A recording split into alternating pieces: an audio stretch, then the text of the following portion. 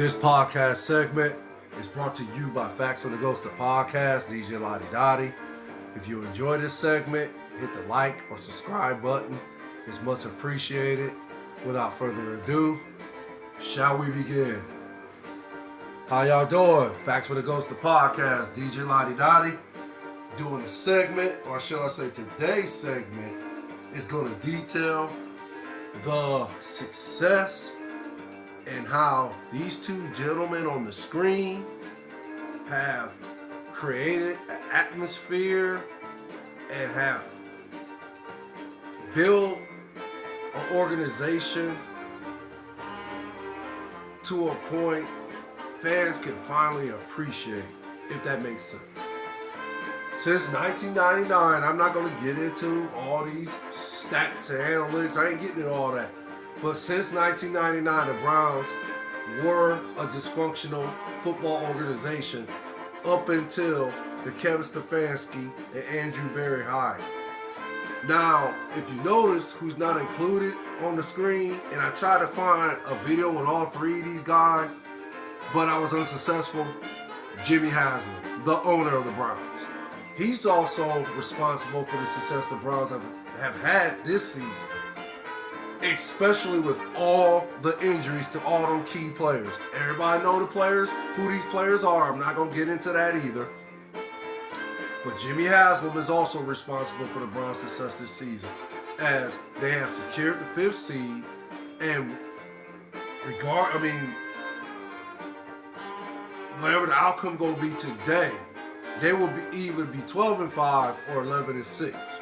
The Browns are currently playing right now, but they decide to rest the starters. You know how that goes. What are the Browns playing for?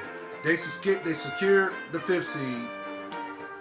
We still don't know who they're going to play in the first round, the wild card round, but they have secured the 5th seed. They are in the playoffs.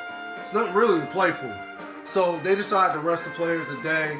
I think it's going to be a lot of second and third string players that's going to play in today's game, but I don't know. I'm not saying exactly.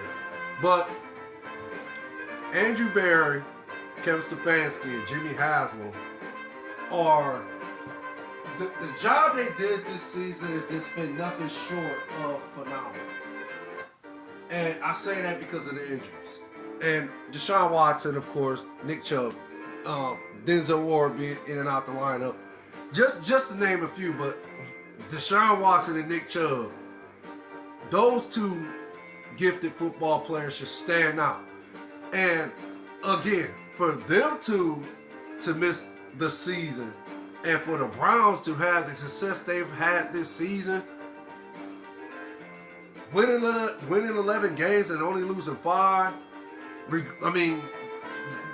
the outcome is going to be today, whether it be 12-5 or 11-6,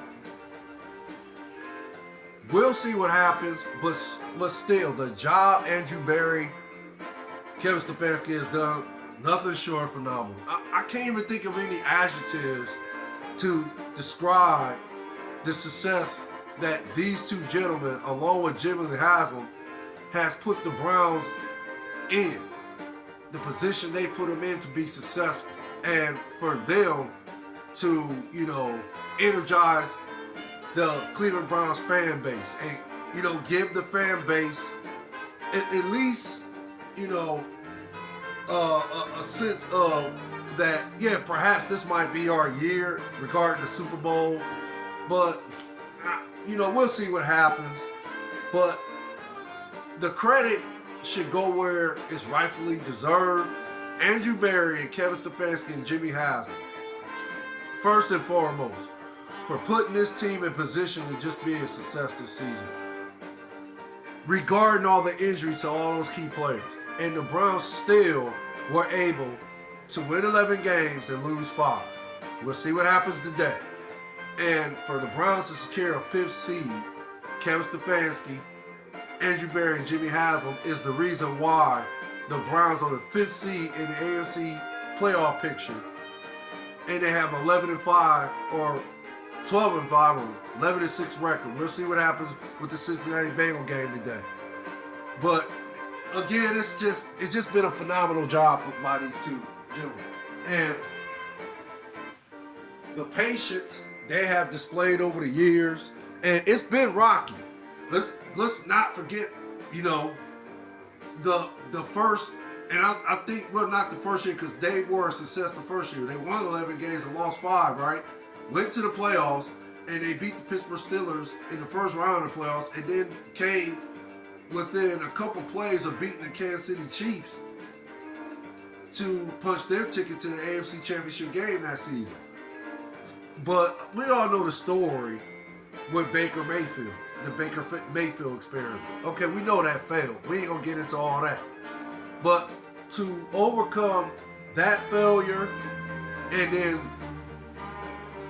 the following year when they decided to go with Deshaun Watson in the offseason, and then signing Jacoby Brissett, and then having people doubting the Browns then, saying that Jacoby Brissett wasn't going to be that type of guy, that he was not even an average quarterback, if that makes sense. And then for Stefanski to take Jacoby Brissett and put him in a position to be successful.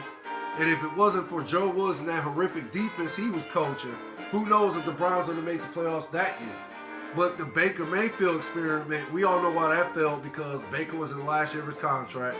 He broke broke his collarbone in his shoulder, or he dislocated the shoulder and broke the collarbone. It wasn't in his throwing shoulder, but it affected him going forward. But at the end of the day, he chose to play. So, no, you can't entirely put it on the injury that Baker Mayfield sustained that season, right? You can't put it all on the injury, because he decided to play, and then, the doctors cleared him, but still, he decided to play, and then he's going out there playing inefficient football at the quarterback position. He's just, being one of the worst quarterbacks in the game at that time because of the show, but he decided to play. So at the end of the day, that's on you that you decided to play. It's not on anybody else. And the way he was throwing the football, it seemed like his intellect was off, or he just couldn't process information or something on the field. He couldn't read defenses anymore. Whatever the case was, Baker Mayfield looked like one of the worst quarterbacks in the game at that time, that season, right? And Kevin Stefanski and Andrew Berry's getting a lot of heat for that, which they didn't deserve, because I'm pretty sure they were trying to tell Baker he couldn't play. Baker,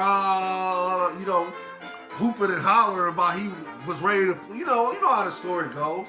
So I'm not going to put that on Kevin Stefanski and Andrew Berry and Jimmy Haslam. Then the following season, we know Joe Woods, that horrific defense. So we're not going to put it on that.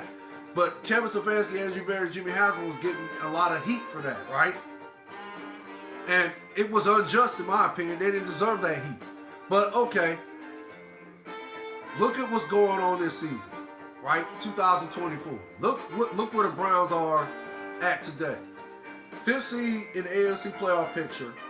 They're going to end up either with a 12-5 record or 11-6 record, right? That's success. Not at the highest level, because they got to finish the job. They got to go to the Super Bowl and win it. That would be a story to tell, basically. It'd be one of the greatest stories to tell, because of Joe Flacco basically coming off the couch and just lighting up the league, right, with his quarterback play at the quarterback position. And then, of course, the defense has been phenomenal, outstanding, because of Jim Schwartz, Myles Garrett, Denzel Ward. Oh, what's that dude's name? Oh, I can't believe I forgot his name. I like Emerson. I want to say his name, MG Emerson or something like that. What's that other dude's name? I think his last name is Williams. I can't think of the other guy's name. But of course, David Njoku, Amari Cooper showing out, and then the running backs are having, a decent season. Not Nick Chubb type season, but they're having a decent season at the running back position. And then David Njoku at the tight end position, finally arriving with his play.